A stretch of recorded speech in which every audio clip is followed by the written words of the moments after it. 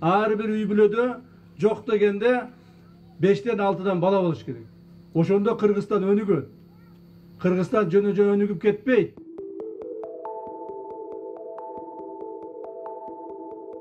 Урматтуу келиндер, мына сиздерге отдельный бир рахмат айтып коеюн. Мындан ары ден соолукта болуп, балдарды жакшылап өстүрө бериңиздер. Ар бир үй бүлөдө жок дегенде 5'ten 6'dan bala болуш керек. Ошондо Кыргызстан өнүгөт. Кыргызстан жөнө-жөн өнүгүп кетпейт. Раз турмушка чыктыңбы? Раз үйлөндүңбү? Жашың барбы? Ден соолугуң жакшыбы? Төрөгүлө. Көбүрөөк төрөгүлө. Калганын бардыгын биздин кызматкерлерибиз сиздерге камсыз кылып берет.